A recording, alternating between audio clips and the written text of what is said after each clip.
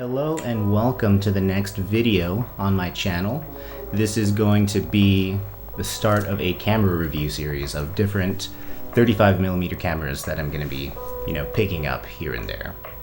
So to start it off, I thought I would go with my newest favorite camera. It's going to be this one right here. It's the Canon A-1. Now for this one, I didn't pick it up at a thrift store or an estate sale or anything like that. I went on eBay actually. There's the cat. I went on eBay actually and went through at least 50 different listings. I wanted to make sure that I could see all different angles of the camera, make sure that the pictures were good. There were no problems with the camera gear. And for this one, the seller actually had a video of it. They opened it up and, they showed the shutter, which by the way, no Canon cough on that one. It shipped over from Japan, so I think the total came out to like $130, but it was a gift, so it's been really good so far. No issues. One thing I do want to mention is there was probably going to be light leaks. After doing some research, I didn't want to order a kit, from Amazon or mess with foam and glue and all that. So I just got some yarn and put it in the back there. So without further ado, let me go ahead and just do like a overview of the camera, show you some of its different features. Now, one of the biggest differences between this and other A-series Canon cameras is going to be that the A1 does have both shutter and aperture priority. I haven't really used the aperture priority too much since I've had it, but it is a nice feature to have. Another really cool feature about the A1 is they had double exposures in mind. I guess it was pretty popular back then, and so they said, you know what, let's make it easier and even better on this one. So instead of just pressing a button on the bottom and then doing the advanced knob to keep the film in place, you actually just press this, there's another little lever on the main lever. You kind of just press it in, advance it, and it keeps the film in place. In addition to that, there's an exposure compensation dial on the left side. So let's say you just want to do a double exposure, you'll just set that to 1/2. That way there's only half the amount of light coming on, so 2 halves equal whole. It'll be perfectly exposed. Now the self timer on this one's a little bit different as well, compared to the other ones that I've had in the past. So at least on the program, I know that there was an option for, I think it was, it's S. I think it's either 2 or 5 seconds or something like that.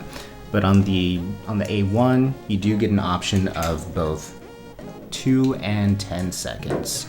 So that's really cool. It gives you some extra time after you set up the shot on the tripod. You can run over and, take the picture that you want. Although this is my favorite camera that I've used so far, it's not perfect. I do have a couple of gripes about it, which I'll go over right now. The main I guess gripe or complaint I have about this camera, that's going to be the little dial that you use to adjust the shutter speed and the aperture. On previous cameras, like both the AE-1 and the program, the placement of that dial was just perfect in my opinion. Whenever you hold it up, let's say you need to make an adjustment, change from like 125 to 250, you can actually place your finger on top of it and then just adjust it like that. Whereas on the A1, it's covered basically. So the dials, you can only access it from the front. Whenever I'm framing a shot, my finger naturally goes onto the top of it. I'll try to feel around for it. Sometimes I'll accidentally hit that little knob right there, and it's really annoying. But, I've been slowly getting used to it, I guess. It's a small gripe.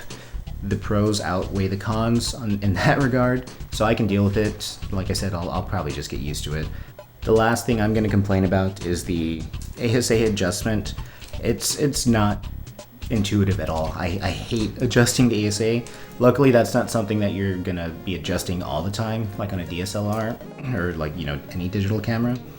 But you have to press this little piece of metal on it, and then while holding it, you have to slide it around, and it's really annoying. Whereas I loved it on the program because there's just a little button that you press, and then there's a little knob on the dial, and you can easily just slide it over, release, and you're good to go.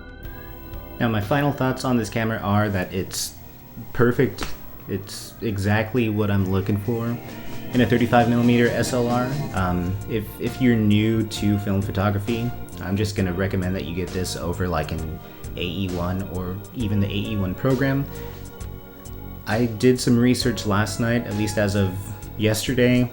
They're all listed at the same price, probably about like $150 to $200 for the body and like a 50mm 1.8 lens. So I mean, if you're gonna spend the same amount, you might as well get the top level.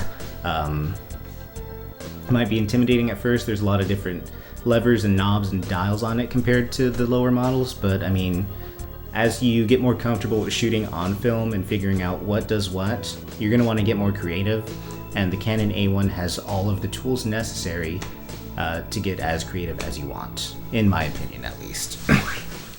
Now that's going to do it for this one. If you've made it this far, you've probably noticed that the quality of this video is a lot better. That's because I'm actually shooting this on my Canon GL1, so I'll do a video about that later on. I'm also recording here on my my Sony Handycam as like a little B-roll or B camera thing, so I'll show you how to get clean capture from that as well. But make sure to subscribe. I'm going to do other videos as well about different cameras, like, you know, the Canon SureShot, which I'm going to use later today probably.